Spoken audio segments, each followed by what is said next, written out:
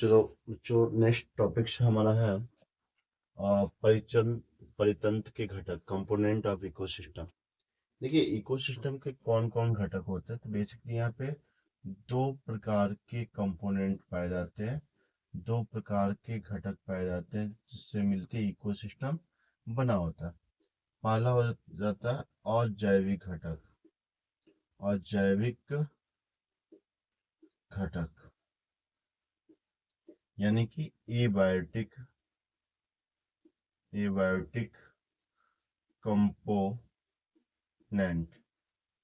ठीक है, पहला क्या हो जाएगा, एबायोटिक कंपोनेंट और जैविक घटक। तो इसको मैं कुछ ऐसे आपको दिखा दे रहा हूँ। ठीक है, दो कंपोनेंट होते हैं, पहला है अजैविक घटक, एबायोटिक कंपोनेंट।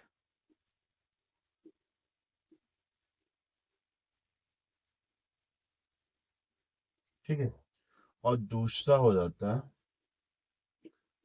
जैविक घटक, जैविक घटक यानी कि बायोटिक कंपोनेंट, बायोटिक कंपोनेंट,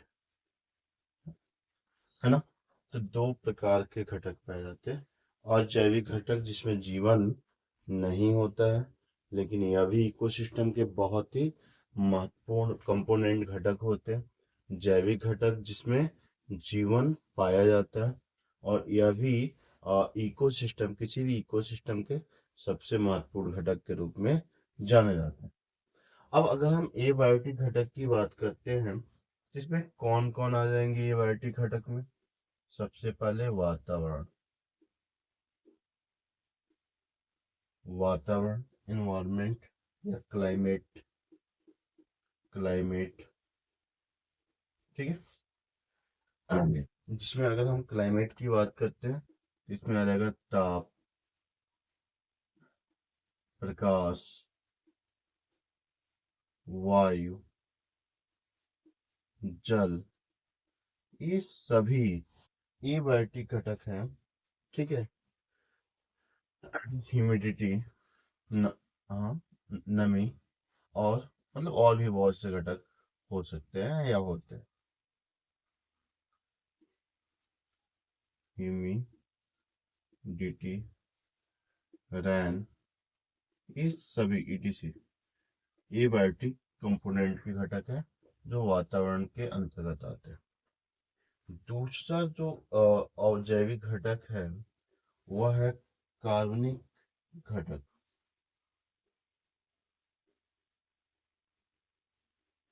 कार्बनिक घटक। बायोटिक कंपोनेंट में जो, तो एबायोटिक कंपोनेंट में दूसरा घटक है ऑर्गेनिक कंपोनेंट, ऑर्गेनिक कंपोनेंट। ठीक है, अब इसमें क्या आ जाएगा, कार्बोहाइड्रेट्स, कार्बोहाइड्रेट्स,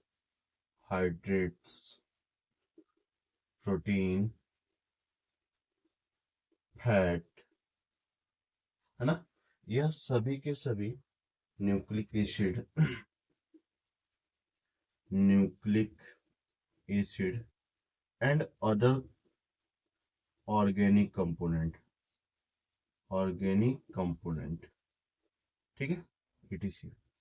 यह सभी जो है एबायोटिक घटक के ही कंपोनेंट है जिसमें जीवन नहीं पाया जाता है बट महत्वपूर्ण होते हैं।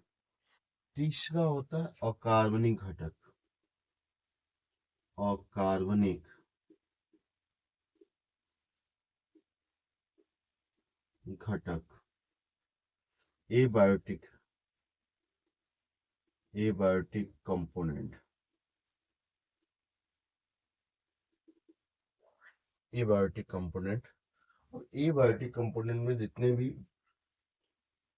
मिनरल्स है, आयंस है, ठीक है, सबको आप इंक्लूड कर सकते हैं।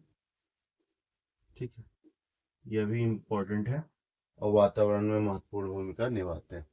यानी कि sodium, potassium, calcium, iron, cobalt, magnesium, manganese, इत्यादि, ये सभी एबायोटिक कंपोनेंट के हैं जो हमारे इकोसिस्टम में महत्वपूर्ण भूमिका निभाते हैं।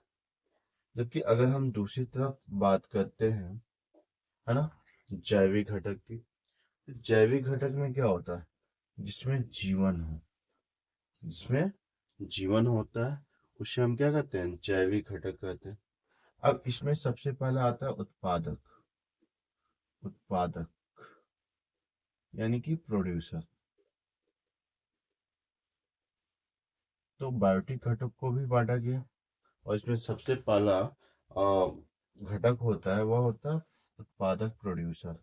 और प्रोड्यूसर में सभी प्लांट्स आ जाते हैं, पीटीसी, ऑल प्लांट्स।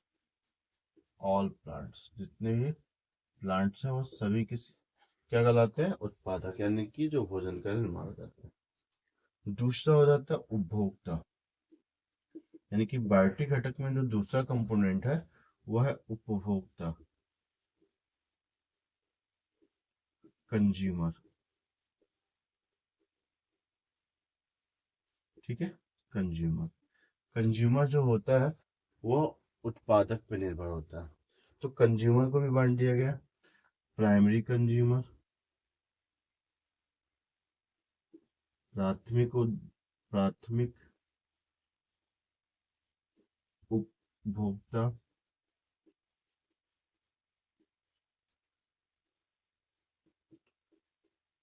द्वितीयक उपभोक्ता, या तृतीय या उच्च उपभोक्ता। ठीक है, तो उपभोक्ता को भी बेसिकली 3 भागों में बांटा गया। और तीसरा हो जाता है अपघटनकर्ता।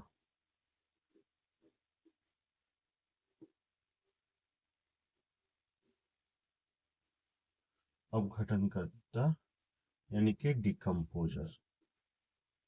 डिकम्पोजर।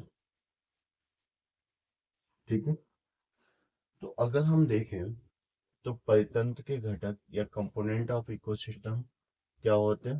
तो बेसिकली इकोसिस्टम के जो कंपोनेंट हैं उनको 2 भागों में बांटा गया। पहला है अजैविक घटक और दूसरा है जैविक घटक। यानी कि इकोसिस्टम के कंपोनेंट 2 प्रकार के होते हैं, एबायोटिक कंपोनेंट और बायोटिक कंपोनेंट।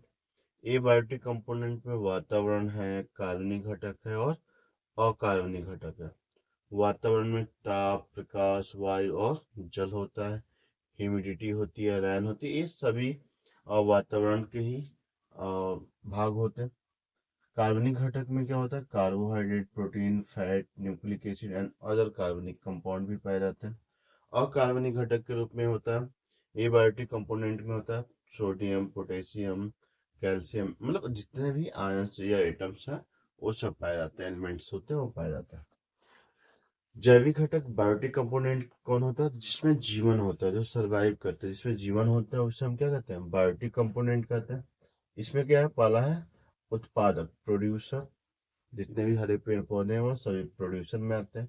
उपभोक्ता, जो हरे पेड़ पौधों पर निर्भर होते हैं, यानी कि जितने भी एनिमल्स होते हैं वह सभी उपभोक्ता में आते हैं। और उपभोक्ता यानी कि कंज्यूमर को 3 भागों में बांटा गया, प्राथमिक उपभोक्ता, द्वितीयक उपभोक्ता और तृतीयक उपभोक्ता।